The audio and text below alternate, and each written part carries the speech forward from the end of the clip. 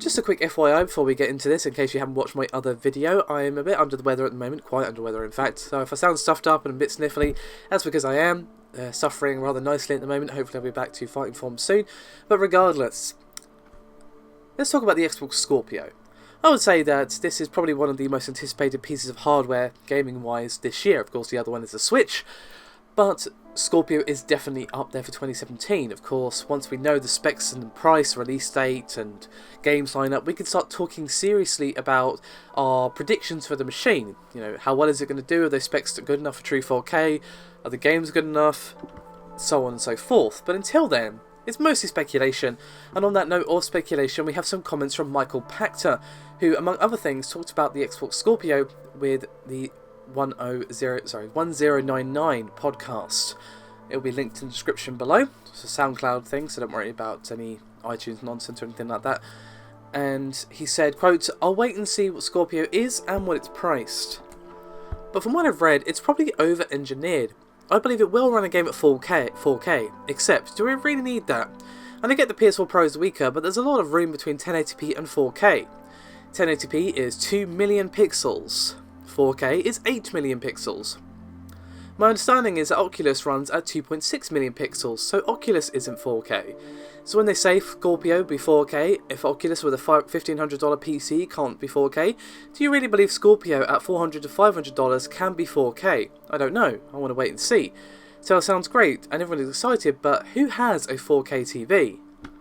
It's not 3D, I get it. 4K is a bigger install base. What I think is going to happen with 4K TVs will be the same as what happened with LED TVs, where 10 years ago, LEDs were $10,000 and we all bought LCDs. It's only a matter of time until 4K TVs replace 1080p TVs. I think that someday is 2018. I think you won't be able to buy a 1080p TV that's a new model in Christmas 2018.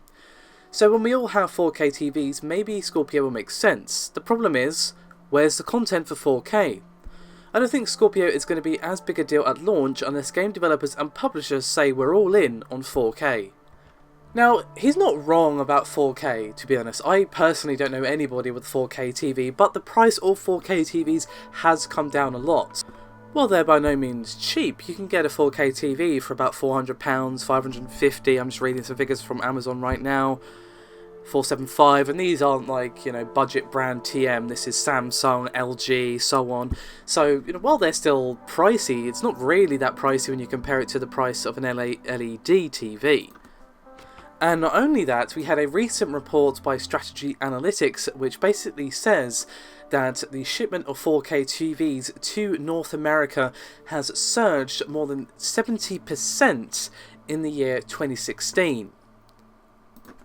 Apologies, 2015, not 2016, but you still get my point. Now, while of course shipments do not equate to 70% more TVs in homes, but they're not shipping them just for laughs. They're going to be selling through at least a decent chunk of those TVs. If only 50% of them actually end up in the hands of consumers, it's still a significant increase. And of course, you know, the Scorpio, if it actually provides true 4K, a difference, real appreciable difference between the Xbox One and the Scorpio, then that might actually motivate someone to buy a 4K TV if of course they already have other things they want to do with it. Perhaps they already have a PS4 Pro, perhaps they want to watch Netflix in 4K. You kind of get my point here. Let's not forget that in comparison to 720p HD TVs, 1080p TVs weren't all that common when the launch of the Xbox 360 happened, and of course that didn't stop the Xbox 360 from selling like hotcakes. And Microsoft have been saying that developers can use the power of the Scorpio however they like, including better quality 1080p graphics, better frame rate, and so on, better shadows, texture, resolution, not necessarily 4K, but you know, above 1080p or just solid 1080p 60, I'll be 100% okay with that. You get my point, the power is there for developers to utilise. And we saw some of this with the PS4 Pro.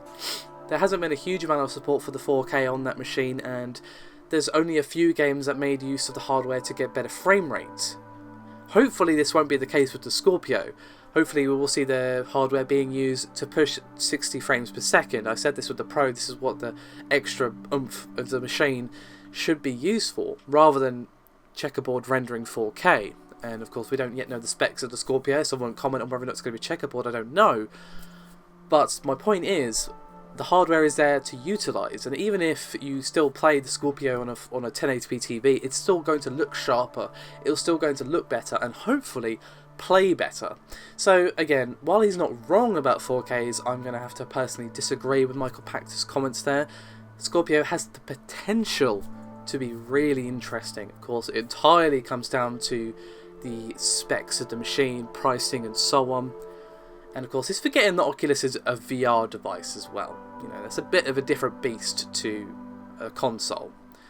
So, that's me done for this video. Thank you very much for watching. Of course, let me know your thoughts and opinions as always. Once again, apologies for being a bit sniffly, and I'll see you next time.